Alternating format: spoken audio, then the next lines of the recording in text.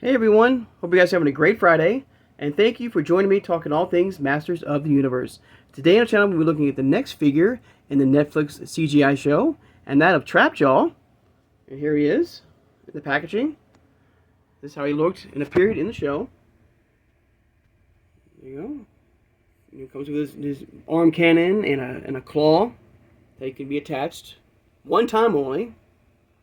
The power attack feature that you can use. They kind of went back to that 80s vintage look of that spring-loaded waist like they did back in the day. The name Trapjaw. A shot of the character in front of the packaging, what he looked like on the cartoon. He-Man, the Master Universe logo. This version of Castle Grayskull, which I've done a review for on my channel. If you'd like to take a look, please do. And the Netflix logo. And there he is. And he also comes with a blast effect, or energy blast. Alright, we'll flip it around to the back.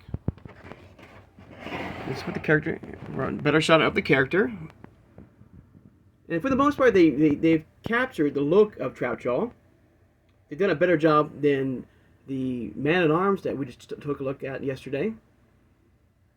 But there's another shot, a better shot of the power attack of Trapjaw. Of course, the other figures in the CGI show and line, I've done reviews for He-Man and Skeletor on my channel. If you wish to go back, please do. And there's a one-time assembly for that claw to hook into his blaster. We'll talk about a little bit about that later. Some warnings and stuff like that. And we'll be comparing this particular Trapjaw with his Origins figures, with his regular version and the mini comic book version, and the Masterverse Revelations version, to see the height differences and the look and the differences between the figures. But let's bring out old Trapjaw from CGI and get a closer look at him. And there he is. And like I said, like they pretty much captured the the look of Trapjaw.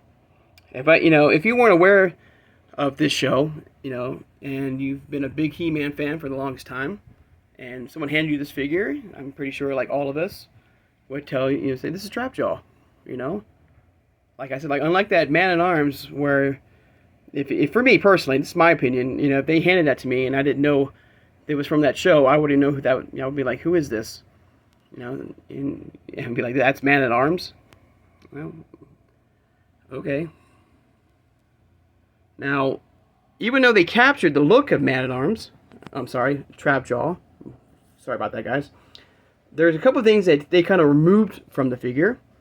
And let's bring out his Origins counterparts, okay?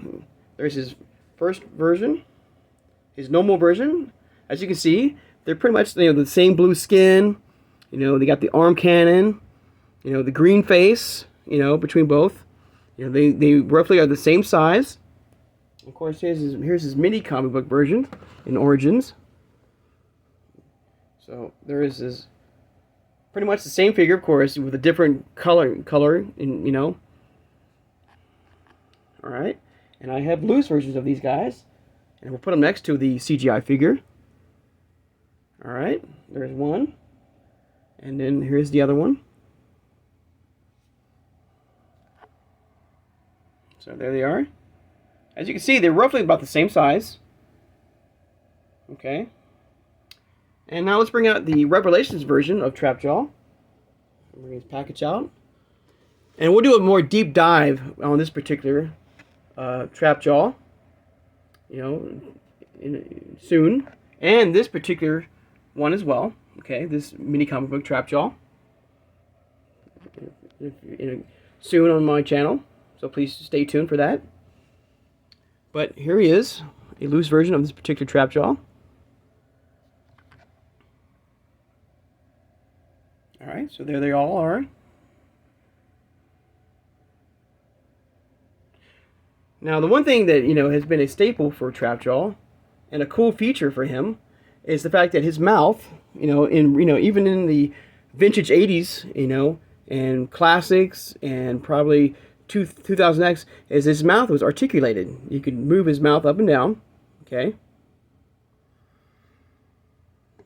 Same thing with his, his mini comic book version. It still had that articulated mouth that you can move up and down to chomp things up. Like metal and like machines. Even the Masterverse version has something similar, where his thing was articulated. But the one thing about the Masterverse version, and we'll look a bit, closer when we do that review for him, is that he does have a bottom face. You can see right there, and he would still be able to chomp things. But I found that kind of weird in the Masterverse or the Revelations line that they actually gave him a bottom or a chin, a normal chin for him. But still, you can still articulate the mouth on this figure. Now with the CGI version of Trapjaw, it does come with that claw that you can connect to his arm, his blaster, but it's like a one-time assembly. Whereas, these particular Trapjaws had a variety of weapons, from the claw to the blaster to the hook. Even with the Masterverse version, he comes with other weapons for his arm, for his mechanical arm, where this version does not. And I would not recommend trying to remove the claw. It's very fragile, and it could possibly break. So once you put it on there, guys, it's pretty much a done deal.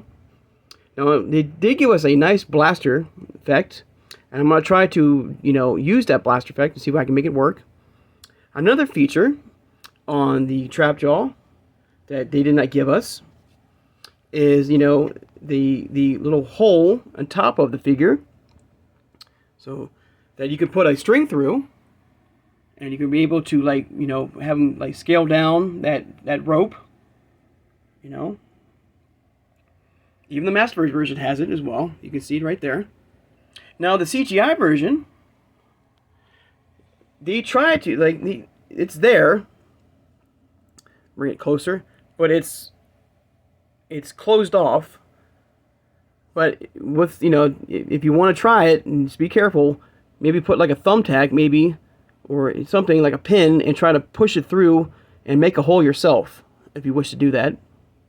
Okay?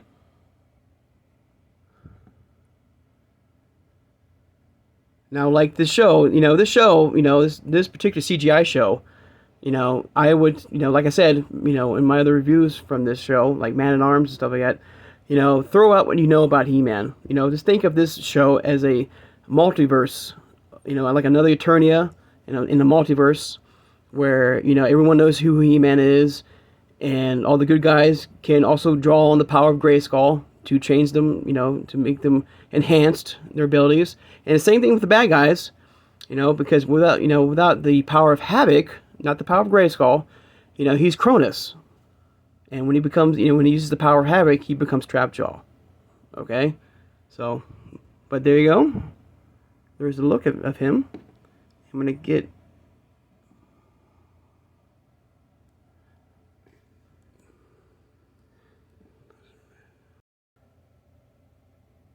Alright, let's remove these. So one more shot of each Trapjaw. You can see the difference. Each at the height, of course.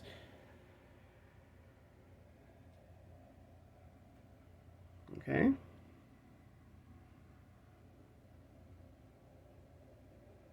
Overall, a cool character, in the CGI line. They did a better job in, convincing me that's Trapjaw, unlike the Man-at-Arms figure we got in the previous review. And now, let's remove these guys real fast. Get them out of the way. So we can try that action call out. See if it works or not.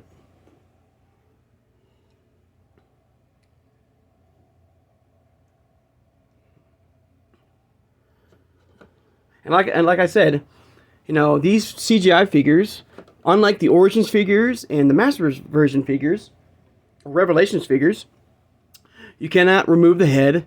You can't remove the waist. You can't change, parts and, create your own figure, stuff like that. It's pretty much like that vintage 80 He-Man back in the day. But he does have that, articulation where you can, see if you twist his body, that blast effect should should fly out like that. So it would be kind of nice if, it was spring loaded and you could put it in there and with the press of a button, could have, shot the projectile out of his arm. But let's do it one more time. I'm going to twist his body and try to... There you go.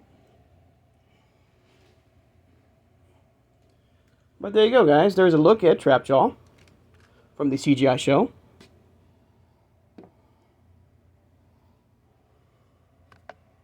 So there is one more shot of him. Alright.